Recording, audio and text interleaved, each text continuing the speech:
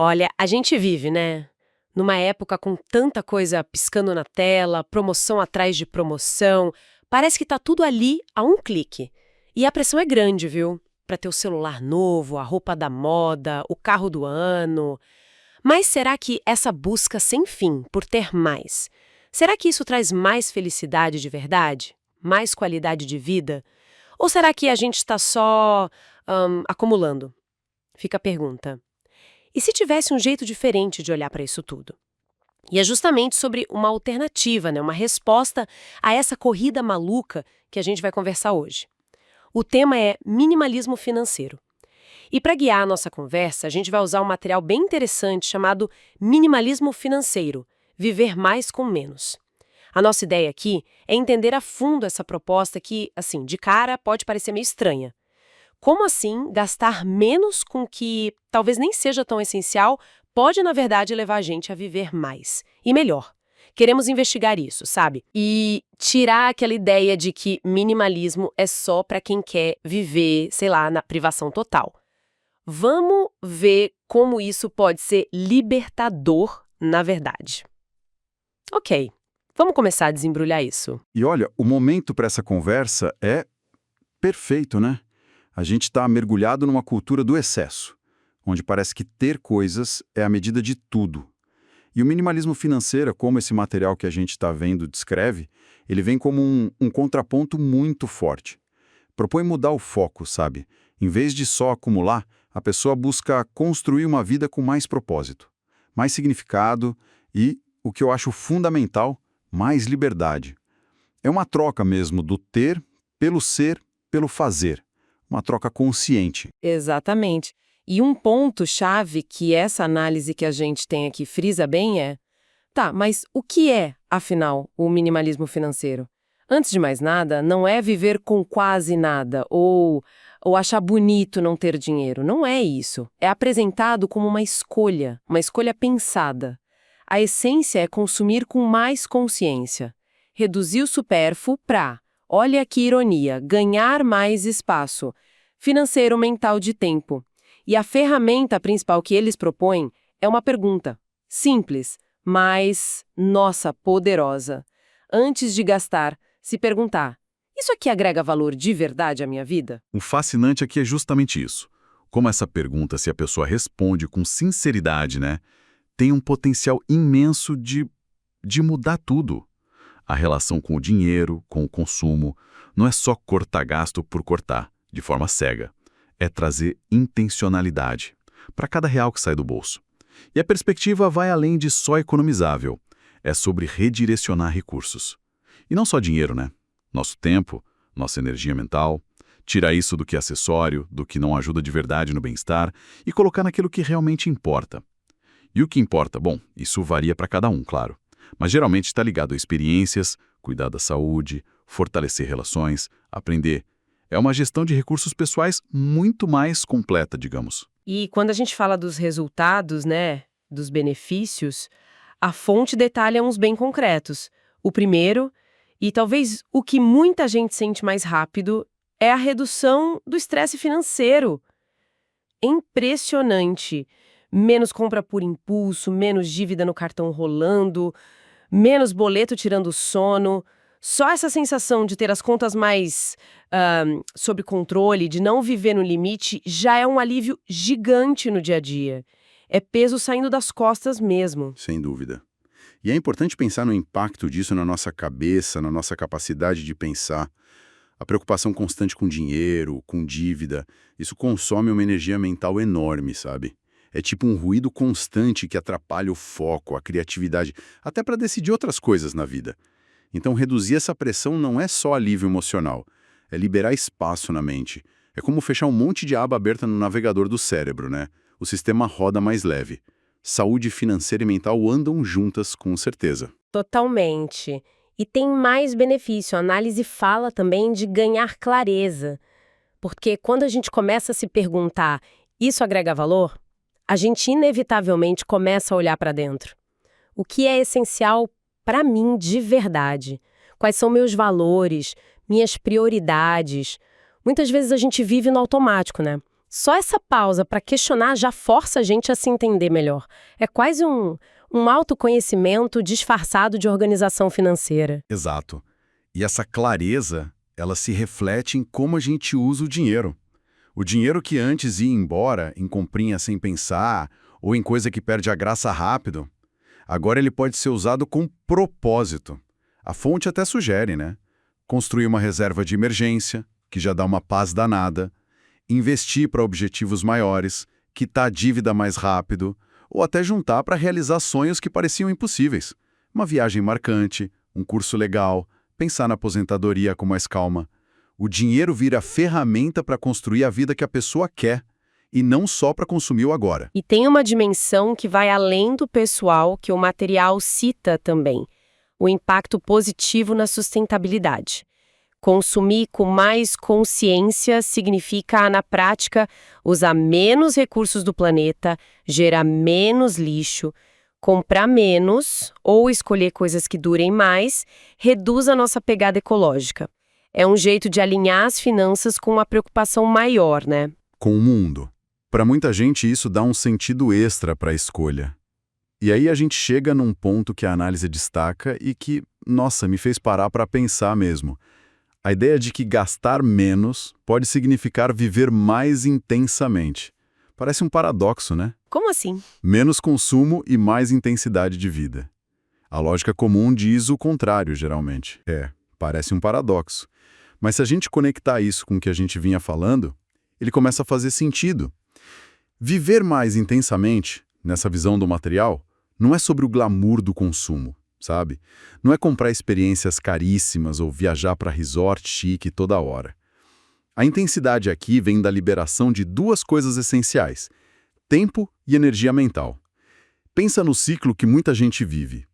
Trabalhar muito, às vezes no emprego que nem gosta, para ganhar mais, para poder gastar mais, para manter um padrão de vida que muitas vezes é inflado pela sociedade.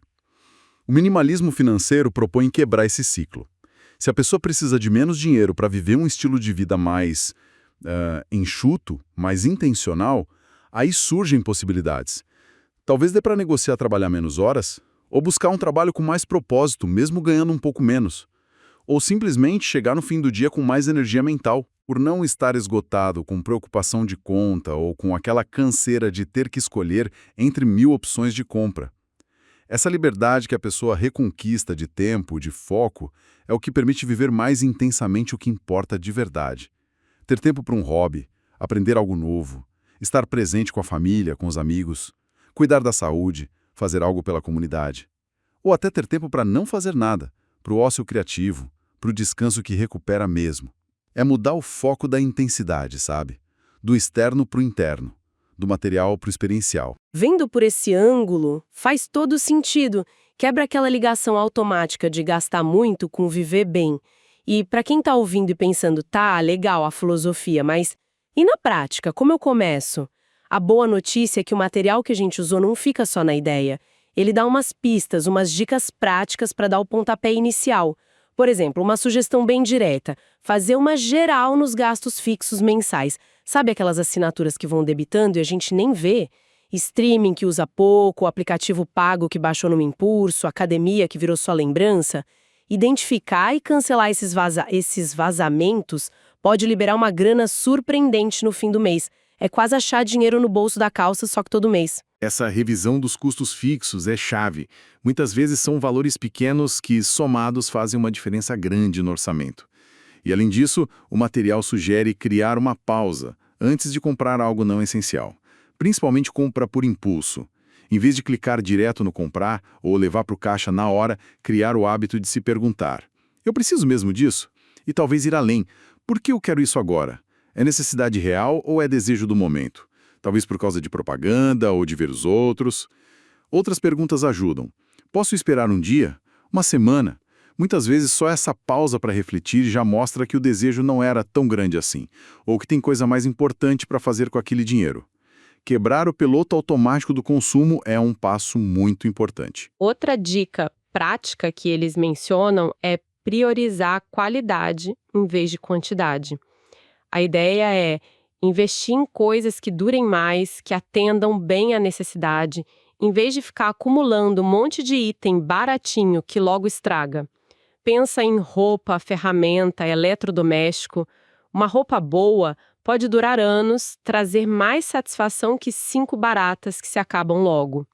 Isso não só economiza a longo prazo, mas diminui o lixo e aquela sensação de estar soterrado em coisa inútil. E para complementar tudo isso, a fonte reforça a importância de ter objetivos financeiros claros. Quando a pessoa sabe para que ela está guardando dinheiro, para a entrada da casa, para o intercâmbio, para ter segurança, para se aposentar mais cedo, fica muito mais fácil dizer não para as tentações do consumo que não levam a nada. Os objetivos funcionam como uma bússola, sabe? Ajudam a decidir de um jeito alinhado com o que a pessoa valoriza de verdade. Como o próprio texto diz de um jeito bem claro, quanto menos você desperdiça, mais você direciona seu dinheiro para o que traz valor de verdade. Cada não para um gasto fútil vira um sim para os sonhos e prioridades. Essas dicas já dão um norte, né? Um caminho concreto para quem se interessou pela ideia. E é interessante que o próprio material que a gente usou de base, o minimalismo financeiro, viver mais com menos, ele reconhece que o assunto é amplo. Ele até menciona, para quem sentir que quer ir mais fundo nisso, que existe um recurso mais completo, um e-book sobre o tema, lá na Amazon. Pelo que o material indica, essa versão mais completa teria mais capítulos, com estratégias bem detalhadas, exemplos práticos de como aplicar o minimalismo na gestão do dinheiro no dia a dia, abordando mais a fundo a educação financeira nesse contexto. Foi sinalizado lá na fonte que o link, para quem quiser dar uma olhada nesse recurso adicional, estaria na descrição. É uma dica para quem busca um guia mais passo a passo mesmo, nessa jornada. É uma observação boa essa da própria fonte indicar um caminho para ir além. Isso reforça a ideia de que minimalismo financeiro não é uma fórmula mágica igual para todo mundo. É mais um conjunto de princípios, de ferramentas que cada um precisa adaptar para a sua realidade, para os seus valores, para os seus objetivos. É um processo, né? Contínuo, de aprender, ajustar e principalmente de se conhecer financeiramente. Exatamente.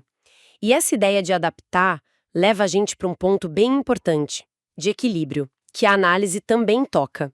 Minimalismo financeiro não é viver se negando tudo, sabe? Uma vida sem prazer, sem conforto. Não é isso.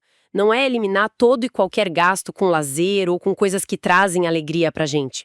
A questão central é achar o ponto de equilíbrio pessoal, entre o ter e o ser, entre consumir e viver. Isso levanta uma questão muito importante sobre autenticidade nas nossas escolhas com dinheiro. Um ponto que o material explora bem. O equilíbrio de verdade não está em seguir regra rígida de fora, está em alinhar o que a gente gasta com o que genuinamente traz satisfação, significado, alegria para a gente. Separar o que a gente compra ou faz para agradar os outros, para mostrar uma imagem ou para tapar um buraco momentâneo, daquilo que alimenta a alma de verdade. A fonte toca num ponto essencial. A liberdade enorme que surge quando a gente se livra da necessidade de validação dos outros pelo consumo. Quando o jeito de gastar começa a refletir valores internos, autênticos e não pressão social ou moda, o ganho em autonomia, em bem-estar é incrível. Gastar com uma viagem que abre a cabeça, com um curso que desenvolve uma paixão, com experiências que fortalecem laços ou até com um objeto de qualidade que facilita a vida e traz beleza para o dia a dia. Tudo isso pode caber perfeitamente numa abordagem minimalista, desde que seja uma escolha consciente, intencional, alinhada com o que importa para cada um. Então, resumindo a nossa conversa, né, o que fica disso tudo? Fica que o minimalismo financeiro, como a gente viu nessa análise, é muito mais do que só cortar gasto. É uma filosofia de vida, que propõe usar o dinheiro com mais consciência, com mais intenção, como ferramenta para construir uma vida com mais propósito. É sobre alinhar o dinheiro com os nossos valores mais profundos. No fundo, é uma estratégia poderosa para retomar o controle, não só das finanças, mas da vida mesmo, definindo o que é sucesso e felicidade do nosso jeito. Exatamente. E a conclusão que a fonte aponta é bem direta e até um pouco provocadora. No fim das contas, a escolha fundamental que a gente tem é entre correr atrás de uma vida cheia de coisas ou cultivar uma vida cheia de significado. O minimalismo financeiro não é a única resposta, claro. mas oferece um caminho sólido, um conjunto de ideias e práticas bem eficazes para quem escolhe a segunda opção. Ao descomplicar nossa relação com dinheiro e consumo, ele ajuda não só na saúde financeira, mas também traz mais liberdade pessoal, mais clareza mental e uma sensação mais profunda de paz. E para deixar uma última reflexão, algo para quem sabe continuar pensando depois daqui, fica uma pergunta, inspirada em tudo que a gente conversou. Se a gente imaginasse só por um momento que nosso tempo e nosso dinheiro estivessem livres mesmo, sabe? Livres da pressão do consumo sem fim, de ter sempre mais, onde a gente escolheria investir esses recursos tão preciosos para construir essa tal vida cheia de significado? Qual seria o primeiro passo concreto, mesmo que pequeno, que daria para dar nessa direção? Quem sabe hoje mesmo?